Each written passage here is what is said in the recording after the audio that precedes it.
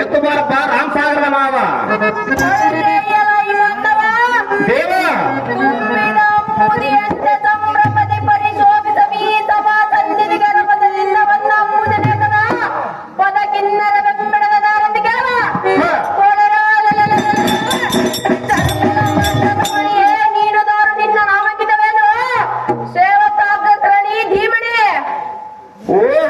ದೇವ ನಾವು ದಾರಂದರೆ ಊರು ಕೆಡವದ ಉಡಾಡರಿದ್ದಲ್ಲಿ, ಕೇರಿ ಕೆಡವದ ಕಡಕರಿದ್ದಲ್ಲಿ, ನೀತಿ ಕೆಡವ ನೀತರಿದ್ದಲ್ಲಿ, ಕುಲವು ಕೆಡವದ ಕುಡಕರಿದ್ದಲ್ಲಿ, ಸತಿಪತಿಗಳ ಕೆಡವದ ಪಟೇಂದರಿದ್ದಲ್ಲಿ, ದೊಡ್ಡ ದೊಡ್ಡ ದೇವಸ್ಥಾನ ಕೆಡವದ ಬಂಡ ಪೂಜಾರಿಗಳಿದ್ದಲ್ಲಿ ಅಂತವ್ರ ಮೇಲೆ ಕೇತನ ಬರಿ ಒಂದು ಸಂತ ಸಾಲ ಕರೀತಾರೆ ದೇವ.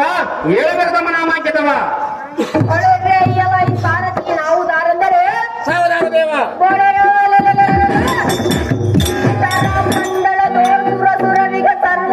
ಪಾಪದಿಂದ ಪರಿಫಲಿಸುವ ಶ್ರೀಮಣಿಲ್ಲ ಗಂಡೇಶನ ವಿಂದಾಗಳಿಯ ಸಾಂದ್ರನಾಗಿ ಎಲ್ಲ ಸಾರಥಿ ಪರಮಾನುಗ್ರಹಕ್ಕೆ ಪಾತ್ರನಾದ ಅಮರಾವತಿ ಮಹಾರಾಜ ಇಂದ್ರರಾಜನ ಉದ್ಯಾನವನ್ನು ರಕ್ಷಣೆ ಮಾಡುವ ದೂತರ ಖ್ಯಾತಿವಂತನಾದ ಅಡಿಗಡಿಗೆ ಬಿಡದ ಜೈ ಬೇರೆ ಮುಚ್ಚಲೆ ಸಾರಥಿ ಅತಿ ಜಾಗದೆ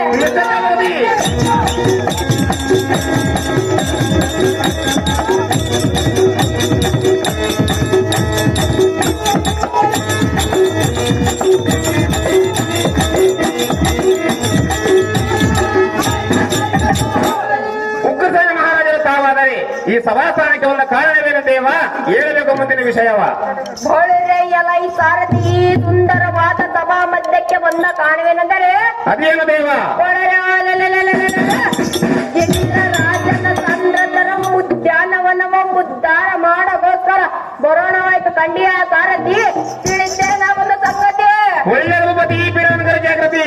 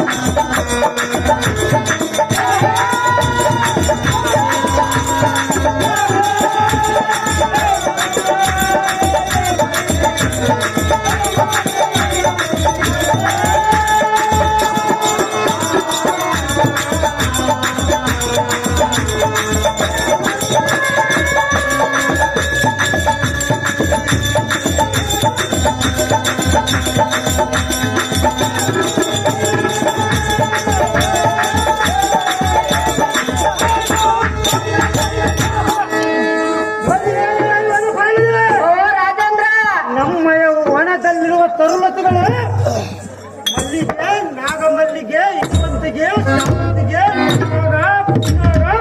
ಮಕರಂದ, ದಾಳಿಂಬರ, ತೆಂಗು, ಮೆಣಸು, ಬಸರುಕ, ನೇರಳೆ, ನೇರಿಕೇಳ, ರುದ್ರಾಕ್ಷಿ, ಭದ್ರಾಕ್ಷಿ, ಕಲಿವೀರ ಮೊದಲಾದ ವೃಕ್ಷಗಳ ಫಲದಿಂದಲೇ ಪುಷ್ಪದಿಂದಲೇ ಪರಿಶೋಭಿಸುವುದು ರಾಜ. ರಾಜೇಂದ್ರ ಇದು ಅಲ್ಲದೆ ನವಿಲು, ಕೋಗಿಲೆ, ಉಡಿ, ಕರಡಿ, ಸೌಂದರ್ಯವನ್ನು ಕಂಡು ಎಲ್ಲ ಮೃಗಗಳ ಸುಖದಿಂದಿರುವವೇ. ರಾಜ.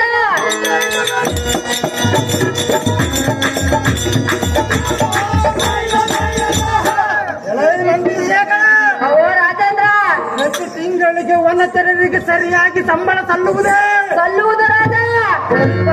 ಫಲ ತರಂಗಗಳು ಬಹು ಚೆನ್ನಾಗಿ ಕಾಪಾಡುವಂತೆ ವನಚರಿಗೆ ಹಾಕಿ ಮಾಡು ಕಂಡಿಯ ವನಪಾಲನೆ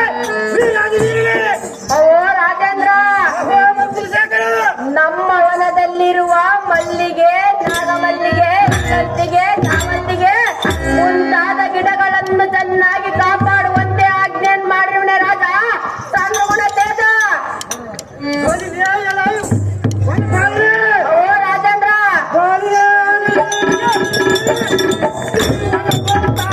ಬಂದ ಕಾಲಕ್ಕೂ ಆಗಲಿ ರಾಜ.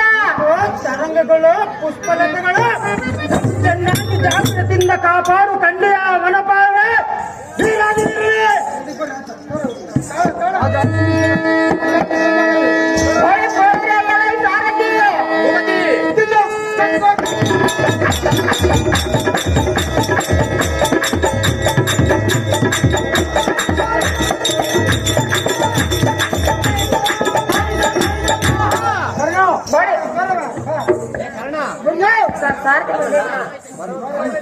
ಪೊಳೆ ಪೊಳೆ ಸಾರಥಿ ಭೂಪತಿ ಈ ವನ ಮಧ್ಯದಲ್ಲಿ ಇದೇನು ಗದ್ದಲ ಅದೇನು ದೇವ ಎಲ್ಲಿ ನೋಡಿದ ರಥಗಜ ತರುವ ಚಿತ್ತ ಜಗಮ ಬಿದ್ದೆ ಆಯುಧಗಳನ್ನು ಬಿಡಿದು ಹ.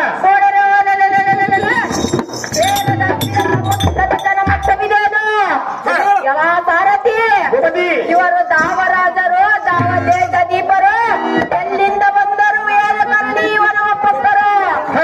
ಫಲಗಳನ್ನು ಕೀಳುತ್ತಾ ಪುಷ್ಪಗಳನ್ನು ತೆರೆಯುತ್ತಾ ಪಕ್ಷಿಗಳನ್ನು ಕೊಲ್ಲುತ್ತಾ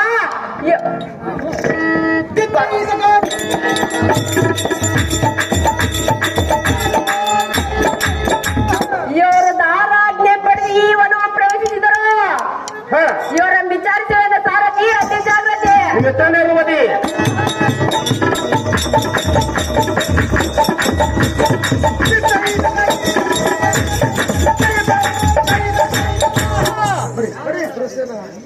ಎಲೈ ಹುಲ್ಲು ನರಳೆ ದಾರಾಜ್ಞೆಯಿಂದ ಈ ವನವನ್ನು ಬಕ್ಕಿರಿ ಯಾರ ವಾಕ್ಯ ಬೇಕಿಲ್ಲವೋ ಬಂಡ ನಿಮ್ಮ ತಲೆಗಳನ್ನು ಹಿಡಿದು ನಗಕ್ಕೆ ಬಳಸಿದ ಕಣ್ಣೀರ ಹುಲ್ಲರೆ ಅದರಿಂದ ಆಗದ ಬಂಡ ಎಲೈ ಹುಲ್ಲು ನರಳೆ ವಾಯುವನ ಚಾರಣೆ